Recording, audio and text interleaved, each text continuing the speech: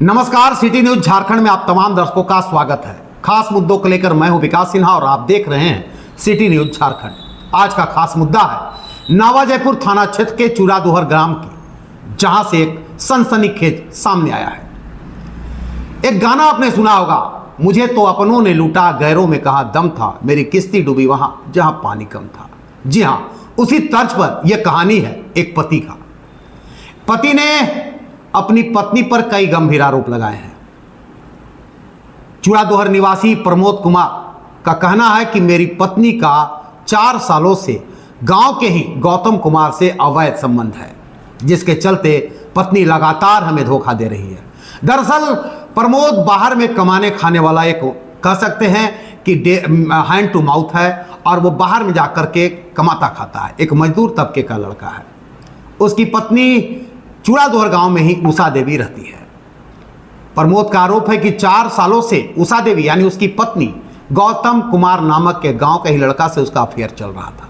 जब उसे इस चीज की जानकारी मिली तो वो काम छोड़कर बेंगलोर से वापस आ गया और अपनी पत्नी को काफी समझाया, यहां तक कि मामला थाना तक पहुंचा, लेकिन पत्नी नहीं समझी।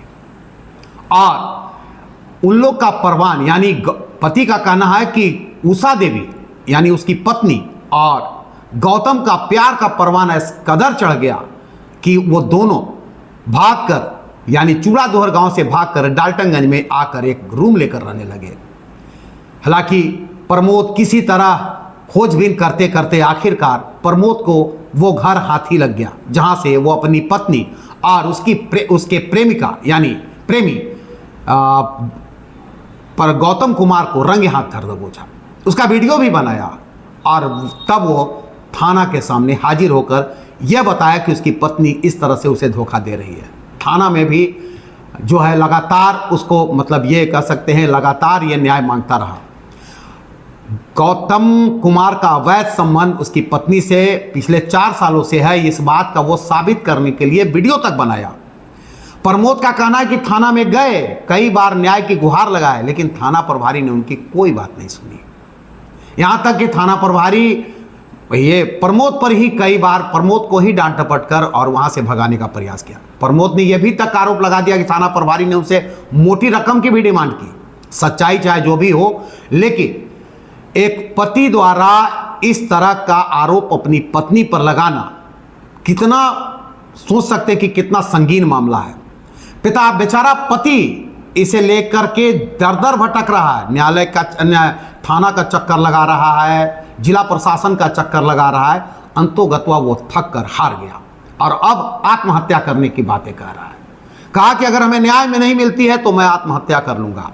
और उन्होंने एक तरह से प्रमोद कुमार ने एक तरह से खुली चुनौती जिला प्रशासन को दे दी है। उसका कहना है कि प्रशासन से हमें कोई न्याय नहीं मिला। यही वजह है कि वो एकदम टूट सा गया है। एक तो पत्नी की बेवफाई, उषा देवी की बेवफाई ने उसे जो है टूटने पर मजबूर कर दिया, और उषा देवी लगातार उसे मतलब कह सकते हैं कि अपने प्रेमी के साथ उसका परवान चढ़ता चला गया। अब कहना है प्रमोद कुमार का कि थाना से समझा बुझा कर वो पत्नी संग थानेदार ने हमें भेज दिया, पत्नी को डांटा नहीं, भेज दिया, और पत्नी 2-3 दिन रहने के बाद फिर से फरार हो गई है। और आज वो कहाँ है किसी को नहीं पता। यानी फिर उसके हाथ से पंछी की तरह उड़कर पत्नी चली गई। पत्नी का यह प्यार अपने गांव के ही लड़का के साथ गौतम कुमार से है। सबसे बड़ी बात सोचने वाली है कि उषा देवी के 2 बच्चे हैं, यानी प्रमोद कुमार के 2 बच्चियां भी है, एक बच्चे एक बच्ची भी है। उसके बाद इस तरह का परवान चढ़ना अपने आप में एक आश्चर्य की बात है। ये कह सकते हैं कि हमें अपनों ने लूटा, गैरों में कम दम था, मेरी किस्ती डूबी वहां जहां पानी कम था। ये सच्चाई है कि पत्नी ने ही उसे कमर तोड़ दी, पत्नी ने इस तरह के बेवफाई दिखाई कि आज वो बेचारा दर दर ठोकरे खाने को मजबूर है। इस संबंध में जब थाना प्रभारी से हमारे संवाददाता ने बातचीत की तो थाना प्रभारी का कहना है कि मैं कानून के दायरे से बाहर जाकर कोई काम नहीं करूंगा। जब इस संबंध में उषा देवी से हमारे संवाददाता ने मोबाइल से फोन से संपर्क किया तो उषा देवी का कहना है कि पति द्वारा लगाया गया आरोप बेबुनियाद है। अगर बेबुनियाद है तो वो वीडियो कहां से आया जो घर से एक ही घर से डाल्टनगंज के आवास में बनाई गई है, डाल्टनगंज की स्थित एक रूम से बनाई गई है जहां वो अपने गौतम प्रेमी के साथ रह रही थी। आखिर वो वीडियो कैसे सामने आया? दूसरी, अगर वो उसके साथ नहीं था, कोई प्यार नहीं है, कोई गलत नहीं है, तो आप फिर से क्यों फरार हुए? सवाल बहुत है, लेकिन न्याय मिल पाता है कि नहीं, यह कहना बड़ी मुश्किल है। लेकिन फिलहाल प्रमोद दर दर की ठोकरें खा रहा है, वो अपने आप से मजबूर हो गया है, टूट चुका है।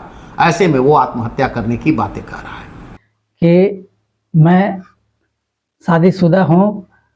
मेरा शादी 2020 5वां महीना 20 तारीख को हुआ है। मेरा पत्नी का नाम है उषा देवी। मैं शादी जब हो गया मेरे को, तो मैं खुशी खुशहाल सही तरीक़ा से रहने लगा।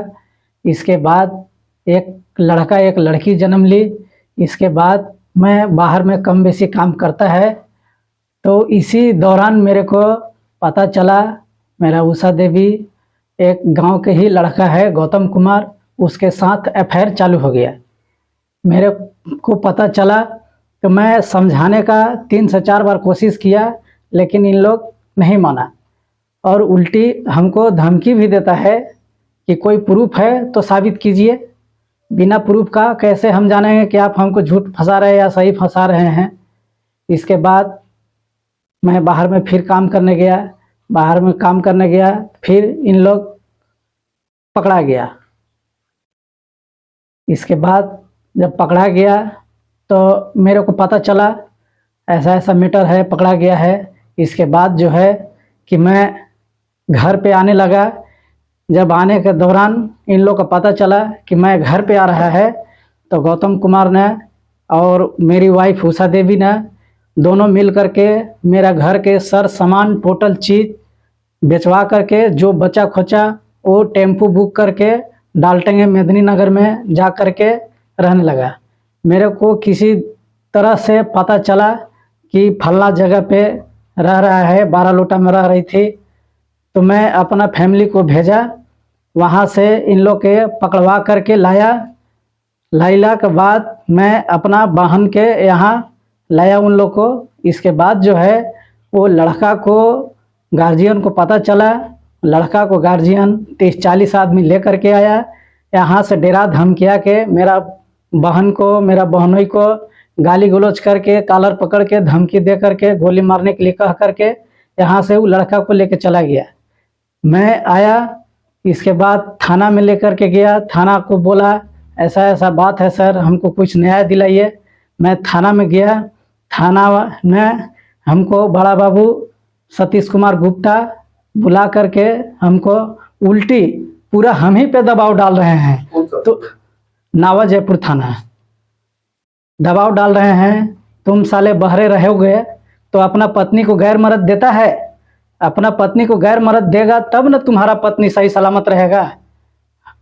तो अगर कि इस हम बाहर काम करने जाएंगे, अपना पत्नी को, मैं कौन सा ऐसा कागज होता है कि कोई बाहर काम करने जाने समय अपना पत्नी को गैर मर्द देता है? अगर ऐसा चलेगा तो किस लिए शादी विवाह किया है, किस लिए बच्चा को खिलाएगा? इस मामले को लेकर एफआईआर वगैरह दिए थे? मैं एफआईआर दिया। बड़ा बाबू ने डायरेक्ट बोल दिया एफआईआर दर्ज नहीं होगा, तुम साला सही नहीं हो। तो हम कौन तरीका से सही नहीं हैं? अगर हमको में कोई गलत है तो मैं कुछ भी आगे आप लोग कहीं गए प्रशासनिक पदाधिकारी या कोर्ट वगैरह? हाँ, फिर थाना जब एक्शन नहीं लिए, हमको पर दबाव डाले। इसके बाद मैं कोर्ट से जा कर के गुहार किया, अपील किया, मेरे को न्याय मिलना चाहिए। वहाँ से जब मैं घर पे आ गया, इन लोग को पता चल गया कि मैं कोर्ट से न्याय मांगने के लिए कानूनी कार्रवाई कर रहा हूँ। तो मेरी पत्नी उषा देवी और गौतम कुमार, साथ में राहुल कुमार उसका पिता, सूबेदार राम, ग्राम चूराधोर, टोला बढ़ीडी का रहने वाला है, वो भी साथ में रहता है और साथ में सब चीज़ काम गौतम के साथ निभा रहा है वो। और इन लोग मिल करके जा करके मेरे ऊपर 5 आदमी पर केस किया, मेरा पूरा फैमिली को, कि मारपीट किया है, ऐसे किया वैसे किया है, जो कि वैसा कोई सुराग नहीं है। और मेरे ही ऊपर केस करके अब फिर मेरे ही ऊपर धमकी दे रहा है। मैं उस केस को मैं बेल कराया किसी तरह से, तो प्रशासन तपर में भी जा करके बोल रहा है कि बेल करा लिया तो क्या हो गया, तपर में भी पकड़ के जेल भेजेगा। तुम लोग ज़्यादा रंगबाज बन गया है। कौन बोलता है? सतीश कुमार गुप्ता, बड़ा बाबू, नवाजयपुर थाना का। बावजूद भी दबाव बना हाँ, बेल कराने के बावजूद भी दबाव बना रहे हैं आप ही के ऊपर। मेरा ही ऊपर। क्या कहते हैं? डायरेक्ट कहते हैं वो लड़की को कोई खतरा नहीं होना चाहिए, कोई तकलीफ नहीं होना चाहिए, तुम्हारे साथ नहीं रहेगी, वो गौतम कुमार को साथ रहेगी और तुमको शादी भी नहीं करना है और पूरा प्रॉपर्टी उसका नाम से तुम करो, उसी में तुमको भलाई है, न तो तुमको बहुत बुरा हाल करेगा। कौन बोलता है? सतीश कुमार गुप्ता बोलते थाना हैं, प्रभारी। जो कि थाना प्रभारी बड़ा बाबू हैं। क्या वो बोलते आगे आपका क्या है, कैसा क्या करना चाहिए? हमको इंसाफ के लिए मैं तरस रहा है, मेरे को इंसाफ नहीं मिल रहा है, दर दर भटक रहा है मैं। मेरे 2 बच्चा बिलाला होल चल रहा है, उसका देखने वाला कोई नहीं है, कैसे रह रहा है कैसे नहीं रह रहा है, उसको हमको न्याय मिले, नहीं न्याय मिलेगा तो मैं अपने आप को आत्महत्या करेगा। इसका जिम्मेवारी थाना प्रभारी नवाजयपुर का सतीश कुमार गुप्ता होंगे।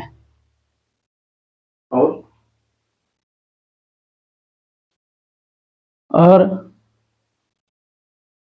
थोड़ा सा रुकिए, मेरे को इंसाफ नहीं मिल रहा है, मैं गया, मेरे को न्याय चाहिए, अगर न्याय नहीं मिला तो मैं अपने आप को आत्महत्या करेगा।